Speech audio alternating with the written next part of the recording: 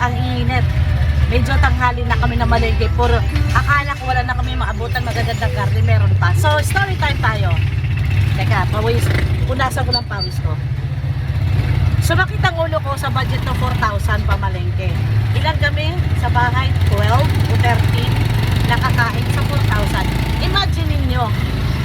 Pero lahat naman nabili ko, lahat ng kailangan ko nabili ko. At ang amazing lang kasi natirahan pa kami ng pamasahe.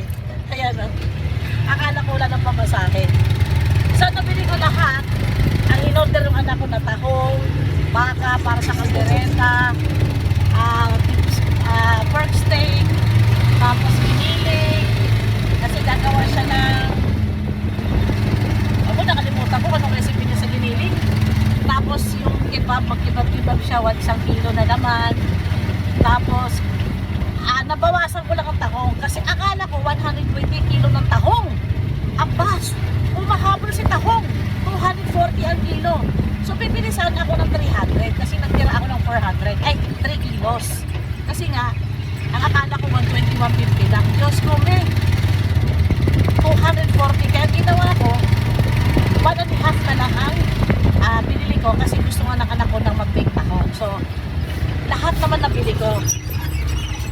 Diyos ko, sumakit ang ulo ko kung paano pagkasali ng 4,000. So, ayan na, ang aming pinamili. Bayad mo na tayo price ito. Sakto lang talaga kuya, tira ng pamasahe sa pamalengke. Ayan. At saka bonus pa, nakabili pa ako ng paper plate at saka cups para hindi na maghugas-hugas. Tapo na pagkatapos kumain. Ay, tulog siya. Maingay.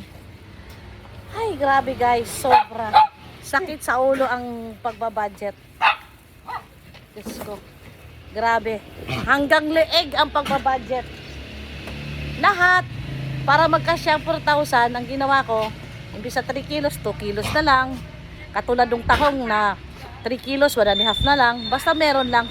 Kasi konting handa, dumadami na din. So, ang kaldereta, akala ko nasa 460, 450, ganyan, 470 ang kilo. 500! Ang sirloin! Sabi ko 500, disco 4. Eh di sa 4,000, kung 4 na kilo, di 2,000, lagas na kagad. Kaya ang ginawa ko, doon na lang ako sa yung kasunod doon sa sirloin, 470. So nakatipid pa ako ng 30 pesos. Pero imbis na 4 na kilong binili ko, 3 kilo, nag-cut ako. Kaya napagkasya ko ang 4,000. Ang natira na lang, pamasahe.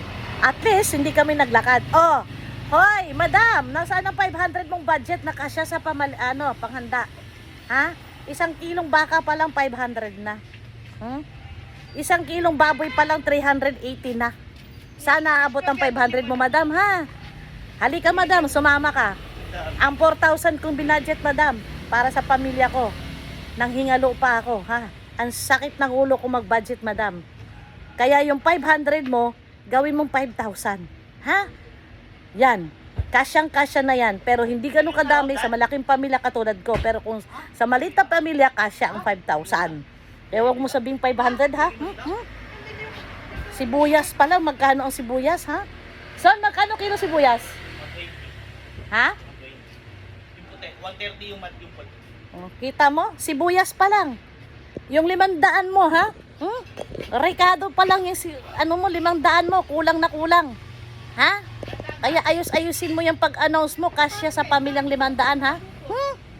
Happy New Year!